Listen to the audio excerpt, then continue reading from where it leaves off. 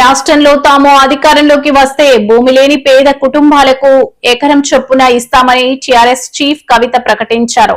రాష్ట్రంలో గుణాత్మక మార్పు రావాలంటే పేదలకు భూములు ఇవ్వాల్సిందని స్పష్టం చేశారు. దీనికోసం తాము భూలక్ష్మి పథకాన్ని ప్రతిపాదించినట్లు ప్రెస్ మీట్ లో చెప్పారు. కానీ నా పేద బీసీ ఇంటి ఆడబిడ్డకు భూమి అంటే ఒక ఇమోషన్, నా పేద దళితులకు భూమి అంటే ఒక ఇమోషన్, నా ఆదివాసీలకు భూమి అంటే పంచ ప్రాణం. వదిలిపెట్టి ఉండలేరు, అడవిని వదిలిపెట్టి, భూమిని వదిలిపెట్టి. ఆ విషయం అర్థమవుతలేదు రేవంత్ రెడ్డి గారికి.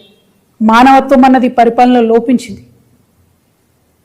అందుకే నేను బలంగా నమ్ముతా ఉన్నా, భూమి పంపిణీ జరగాల్సిందే.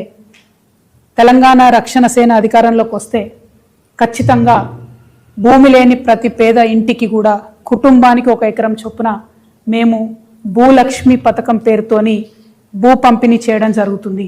నేనే అధికారంలోకి వచ్చేదాకా ఆగాలి, అప్పటి వరకు పేదలు పేదగా ఉండాలి అనట్లే.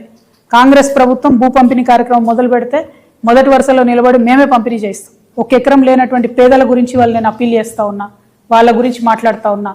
సామాజిక న్యాయ సాధన జరగాలంటే ముందు భూమి ఉండాల్సిందే. ఒక గ్రామంలో పరిస్థితి ఇమాజిన్ చేసుకోండి. భూమి లేనివాడికి ఎంత విలువ ఉంటుంది, భూమి ఉన్నవాడికి ఎంత విలువ ఉంటుంది. పిల్లనియాలంటే ఏం అడుగుతారు? ఇల్లుందా, భూమి ఉందా, జాగుందా అని అడుగుతారు. ఆ విలువ ఉండద్దా, సామాజిక గౌరవం ఉండద్దా?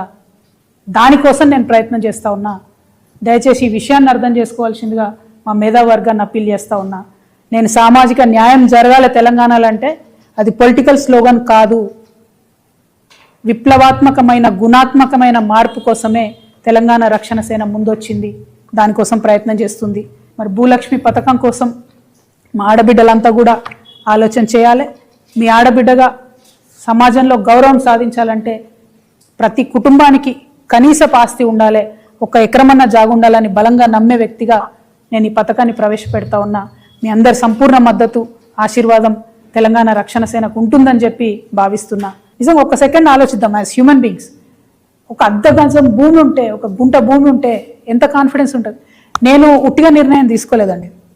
దాదాపు 2 నుంచి 3 వేల మంది మహిళలతో ఇంటరాక్ట్ అయ్యి, పేద మధ్యతరగతి అగ్రవర్ణాల్లో ఉన్న పేదవాళ్ళతో అందరితో ఇంటరాక్ట్ అయిన తర్వాత వాళ్ళని అడిగినా, నేను ఏం కావాలి అంటే, మేము రేపు చచ్చిపోతే మమ్మల్ని ఏడగాలేయాలి, 6 అడుగుల భూమి లేదు మాకు అని బాధపడుతున్న పరిస్థితి నేను చూసిన. అట్లా అనేకమైన అంశాలు చూసిన తర్వాత, చాలా రిపోర్ట్ స్టడీ చేసిన తర్వాత, ల్యాండ్ అవైలబిలిటీ చెక్ చేసిన తర్వాత, పాసిబిలిటీ చెక్ చేసిన తర్వాత మాత్రమే నేను ఈ ప్రపోజల్ పెడతా ఉన్నాను. 1 acre 1 family ఇవ్వగలుగుతాం. ఉంది ల్యాండ్, ఇచ్చే మనసు ఉండాలి. రేపు మేము వచ్చిన తర్వాత పరిపాలన అమ్మ మనసుతో జరుగుతుంది కాబట్టి అందరికీ కూడా, పేదవారందరికీ ఖచ్చితంగా దొరుకుతుంది. ఎందుకంటే గౌరవం ఇవ్వాలి, గౌరవం రావాలి అంటే ల్యాండ్ ఓనర్షిప్ ఉండాల్సిందే. అది ఇవ్వాలంటే కూడా మనకు నచ్చినా నచ్చపోయినా భూమి లేనోన్నో తీరు చూస్తారు, భూమి ఉన్నోన్నో తీరు చూస్తారు. అది ఊర్లో అయినా సిటీలో అయినా ఎక్కడైనా విలువ అనేటటువంటిది, సామాజిక విలువ అనేది ఆస్తిపాస్తులతో చూస్తారు. ఆ ఆస్తిని క్రియేట్ చేద్దామని నేను ప్రపోజల్ చేస్తాను. గవర్నమెంట్ ముందు, ప్రజల ముందు, మేధావుల ముందు ఈ ప్రపోజల్ పెడుతున్నాను. మా పార్టీ నుంచి ఈ అంశాన్ని సీరియస్గా తీసుకుంటాం. రేపటి నాడు అధికారంలోకి వచ్చినాక దాన్ని అమలు చేస్తామనే మాట ఇస్తా ఉన్నా తెలంగాణ సమాజానికి.